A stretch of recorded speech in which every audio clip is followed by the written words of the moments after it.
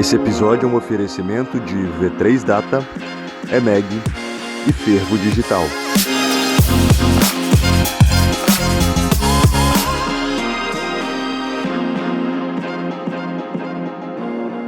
Seja bem-vindo a mais um episódio de O Gestor, podcast que traz as boas práticas de gestão para que você consiga traduzi-las para o seu negócio. Hoje, especialmente no Congresso Nacional de Executivos de Finanças, uma organização do IBEF, aqui do Espírito Santo. A gente está em Vitória e a gente vai conversar hoje com duas lideranças em finanças, né?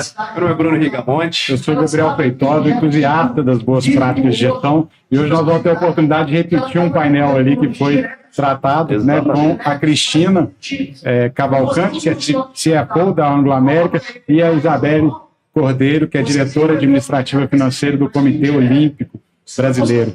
Isabelle, Cristina, muito obrigado por aceitar o nosso convite. Sejam bem-vindas ao Gestor. Muito obrigada. Eu queria iniciar um pouquinho com a temática do desafio de exercer o cargo, né, de gestão de principal executivo financeiro dentro de uma mineradora, né, de uma empresa como a Anglo-América e dentro do Comitê Olímpico. Então, Isabela, fique à vontade para iniciar. Então, o Comitê Olímpico ele existe já há mais de 100 anos, né? E o mundo esportivo sempre muito masculino, e imagina, lá no início, lá nos primórdios, as mulheres nem podiam participar, né, dos Jogos Olímpicos. E a gente foi conquistando o nosso espaço. Eu fico muito feliz em dizer, eu sou a primeira mulher a ocupar um cargo de diretoria administrativa e financeira no Comitê Olímpico.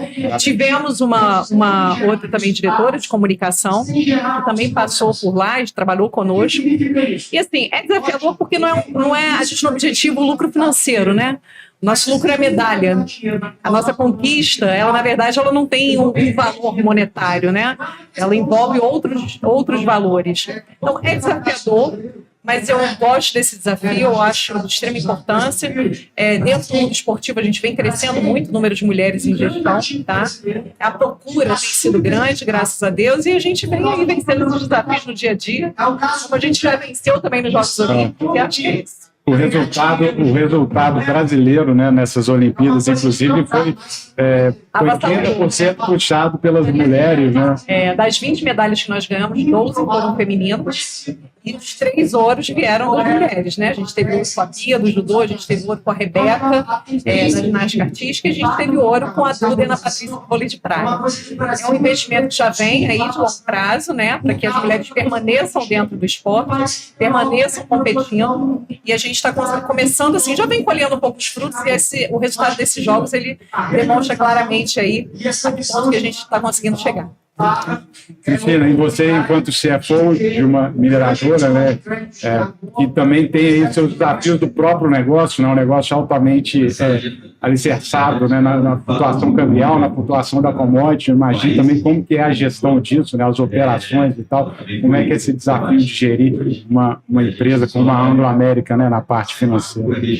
Sem dúvida, um desafio imenso quando a gente percebe que as mudanças vêm numa velocidade grande, né? E todo o cenário volátil, e com todas as inovações, novidades e todo o impacto tudo que acontece na China, né? E tudo que acontece relacionado à variação cambial, como você mencionou, preço flutuante, tudo isso interfere, né, no dia a dia do gerenciamento dos fluxos de caixa, né, que, sem dúvida nenhuma, é um resultado importante para a companhia. Mas o que a gente percebe é que, tendo essa aproximação com as operações, né, buscando fazer benchmark com o mercado, entendendo como que é o comportamento, né, como é o cenário, e tentando trazer isso para o dia a dia, a gente melhora um pouco mais da visibilidade, né, do que isso tudo vai representar para o negócio.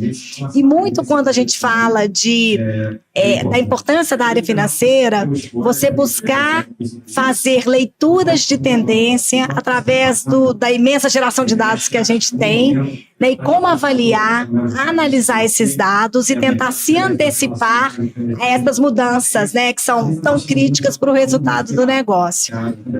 Eu até queria puxar exatamente essa perspectiva de trazer dados que não sejam estritamente financeiros para uma análise de resultado, a gente consegue fazer um paralelo entre as duas atuações de vocês, de como que é possível, por exemplo, entender como é possível gerar mais lucratividade no negócio, mais margem de contribuição, de entender essas flutuações, mas também dentro de uma perspectiva de dados, como que é necessário ter mais pessoas praticando atividades esportivas para que você consiga ter mais capacidade de ter pessoas prontas para assumirem ali os desafios ou estarem mais propícias a atingirem índice olímpico, enfim. Então, imagino que os desafios de vocês nessa análise dos dados também vai muito de uma capacidade de traduzir um passo anterior, uma cultura orientada a esses dados, né?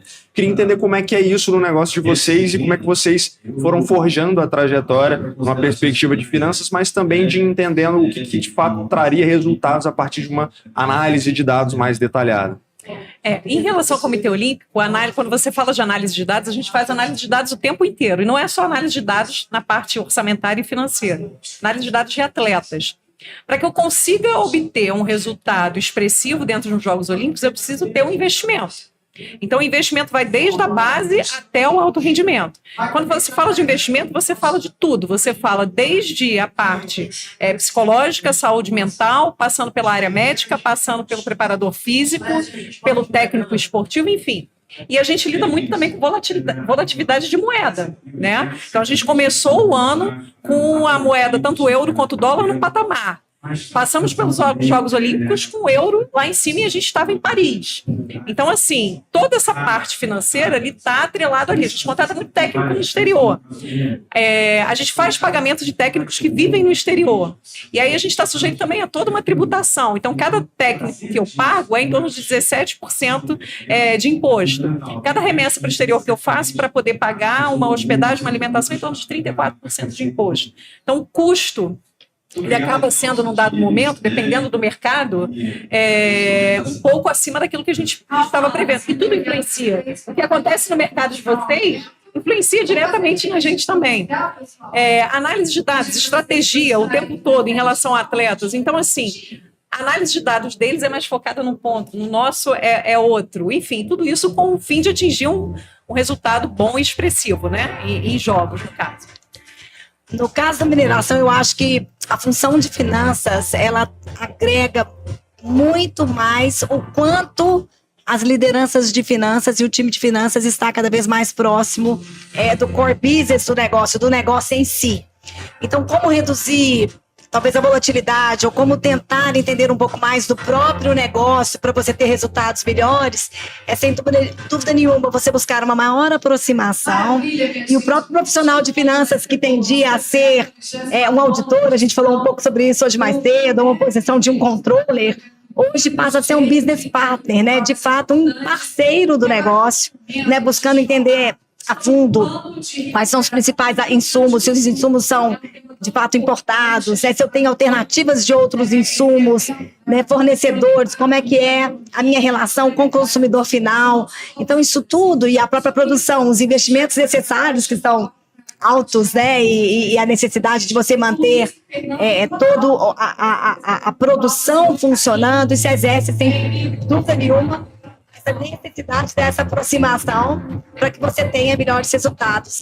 E algo que eu acho também, né, um pouco do que a gente falou também hoje mais cedo, você fazer com que a tomada de decisão por parte da companhia como um todo, ela não seja intuitiva ou ela seja qualitativa. Então, você passa a ter os profissionais de finanças fazendo essa análise de dados, participando um pouco mais da perspectiva, do entendimento da tendência, da leitura e da visibilidade do que o próprio futuro projeta, e trazendo para dentro de casa, para outras diretorias e para outros times, fazer o entendimento para uma tomada de decisão baseada em números, no que aquele investimento vai trazer em termos de retorno, trazendo uma clareza daquela tomada de decisão. Então, você deixa de ter decisões intuitivas e passa a ter decisões amparadas por uma análise bem crítica do negócio. Então, você vem apoiando o negócio. E fazer com que o outro te entenda, né? Tem um ponto, vocês me lembraram de um artigo que eu li da McKinsey, que fala, perguntava para os CFOs, né, principais executivos, qual que era a perspectiva da utilização de inteligência artificial para a área voltada de finanças, né? Então, dando um passo a mais nessa nessa nossa conversa, uma das coisas que eles citavam muito era justamente você ter a capacidade de predição, né, dos dados, ainda mais no mercado, você também trabalhando com atletas e tal, mas no mercado também muito volátil, você trabalhar a predição, prever se eventualmente você vai precisar de caixa, como que vai estar o dólar eventualmente ali. É lógico que se a gente conseguisse acertar, a gente estava rico fazendo isso, mas você consegue ter naturalmente ali uma projeção e um controle. Como que vocês utilizam e associam essa análise de dados à inteligência artificial, às ferramentas que estão disponíveis hoje no mercado?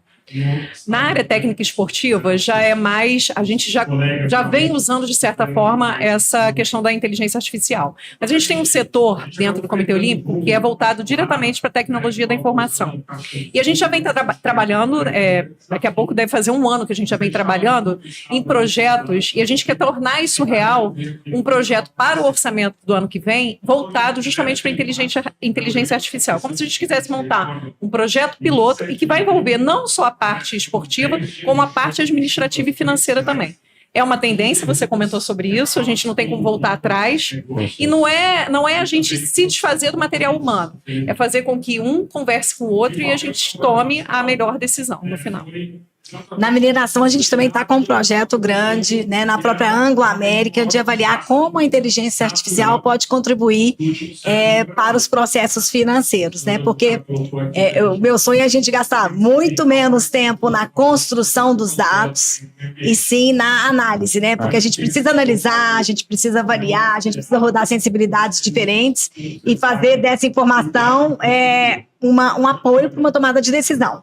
Então, quando a gente olha todos os sistemas que nós temos hoje, toda essa transformação digital, na verdade, o que a gente tem é um excesso de dados, né? Então, está dentro também da gestão, né, de alguém que atua na área de finanças, ter uma comunicação clara e eficaz, né? Eu até brinco que é falar de finanças para não financeiros, né? Porque qual que é a informação? Como que eu preciso tocar aquela determinada área para entender a importância, né, de um determinado resultado. Então, isso tudo vem para agregar, mas de fato o excesso de dados também pode trazer, né, algum tipo de desentendimento ou até uma falta de atividade. Sim, né? Esse é o conceito de análises parálises, né? Você fica paralisado pela grande quantidade de dados que você precisa analisar. Né?